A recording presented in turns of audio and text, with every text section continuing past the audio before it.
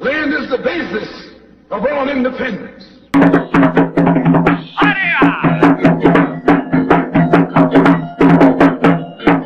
Hello guys, this is going to be a short video explaining why I personally do not celebrate Black History Month. Now I understand why Black History Month came about in the first place. Back in the 1920s, Carter G. Woodson, a historian, a scholar, decided it would be very important to actually explain some of the hidden truths about world history, about American history, and he decided to bring a lot of things to the surface that was being hidden from us, sometimes inadvertently and sometimes intentionally. He first started off as making it Negro History Week. Then Negro History Week became Negro History Month, or Black History Month. By the 1970s, it's something that all our U.S. presidents have acknowledged and have supported through time. But sometimes I wonder if the perpetuation of Black History Month might actually be doing more damage than it actually is helping.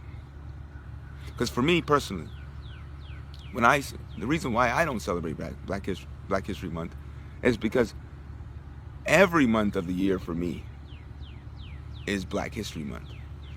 And what I mean by that is that I don't see Black history as something that should be like separated and isolated from any kind of mainstream history. And the people that acknowledge a Black History Month, they're basically acknowledging the other 11 months of the year being White History Month. In other words, if all people attempted to seek true history throughout the entire year, there would be no need for Black History Month. For me, Black History Month is the acknowledgement that all the other months of the year are not Black History Month.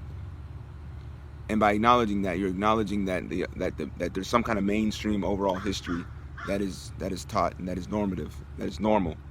And then this one specific month you devote to showing and embracing Black people. But if you let me give an example. When I teach my history courses, I teach it in a way where I incorporate Black history into the mainstream history. It's not in isolation. It's not being taught in a vacuum. It's not being sprinkled in there as some kind of token kind of history. But it's part of the mainstream curriculum. All right? And when you teach history like that, when you teach history in a way where the Blacks are incorporated into your history as part of the mainstream history, then I think that's a holistic history that should be taught throughout the whole entire year. Because Black history is American history. And anybody that acknowledges Black History Month in isolation are usually the same ones that aren't talking about it the other 11 months of the year. So that's one of the reasons why I don't celebrate Black History Month, because all of the other 11 months of the year for me are also Black History Month. I never stop talking about Black history.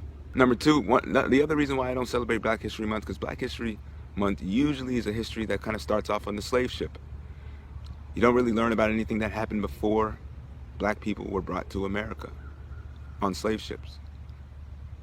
And if your starting point in history is slavery, then everything from that point forward is considered progress, even if it's not that much to be proud of. And like Malcolm X once said, as long as you can be convinced that your people have never done anything, they'll never be able to do anything. What makes the so-called Negro unable to stand on his own 2 feet? He has no self-confidence. He has no confidence in his own race. Because the white man destroyed your and my past, destroyed our knowledge of our culture. And by having destroyed it, now we don't know we have any achievements, any accomplishment. And as long as you can be convinced that you never did anything, you can never do anything. See, when you talk about the history of Black people prior to the creation of America, you're talking about nation builders. You're talking about builders of civilizations and things like that. But when you talk about black history in the modern sense of the term, it's usually a history where you're kind of like sprinkling in some people that are, you know, part of this whole mainstream white kind of narrative of what history actually is. Now this brings me to my third point about token history. Now, what is token history? Token history is a history of firsts. The first black person to do this, the first black person to do that, the first black person to do this. And what that, to me, what that is, that's a pretty demeaning history in the subconscious mind of individuals. Because what you're really saying, if you're always acknowledging the first black person to do something, what you're really saying is that they're the second or third or fourth person to actually do the thing that you're describing. All right? And so when you study history within the confines of a national history, or when you study the Eurocentric form of history, when you study history through more of a Eurocentric lens, you have a tendency to see blacks that do things in America under the rule of whites as being the first person to do this, the first person to do that. But if you take black history outside of the confines of the framework in which U.S. history is discussed, then you will actually see that black people had done things before they were brought to the Americas. You would find that black people had done things that were considered illegitimate. Like, for instance, when you talk about the first black doctor, you're talking about somebody who's been approved by a medical board. You're talking about somebody that's been approved by the state, somebody that's been approved by the same system that's been oppressing them the whole entire time. But what about all those doctors, those root doctors, and those people who were healers all throughout the slave plantations and all throughout the Americas that actually did things that were very beneficial to their community, white and black? What about those healers? What about those doctors? But see, those healers and doctors have been delegitimized because their practices were considered illegal. Their practices were considered no good. And so black history it's always an acknowledgement or the legitimization of certain people who the power structure acknowledges as to be valid over those who were considered invalid. I can't get with that kind of history. And then the last point as to why I don't celebrate black history is because typically, ever since I've been in elementary school, black history has been a very patronizing kind of history, whereas typically there's a focus that's always been on black entertainers, right? You will have a black history show where they just want a bunch of black students to come on and dance. And that's what it's been limited to, a bunch of dancers, right? And I can't get with that kind of history. Now, I'll be the first one to admit that whenever, I love to dance. And whenever they called me up to do a black history show, I would be the one dancing.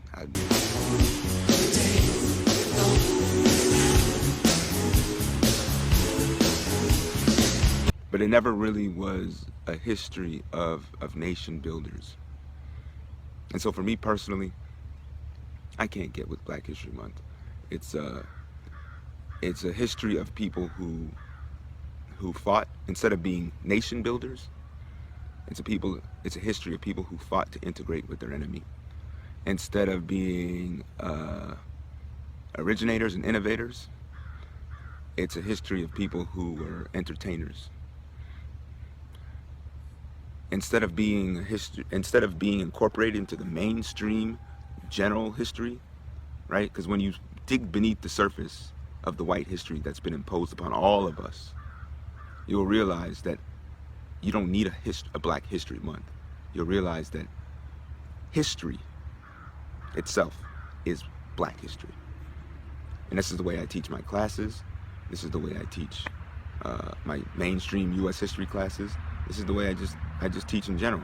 Because I feel like once you go beneath the surface of history and you get to the bottom of it, you'll realize that you don't need a Black History Month to discuss these certain things. You'll realize that the truth will come to light if you just dig a little bit deeper. And when you dig deep enough, all the other 11 months will become Black History Month. All right? Remember, the revolution will not be pesticides. Peace. Land is the basis of all independence.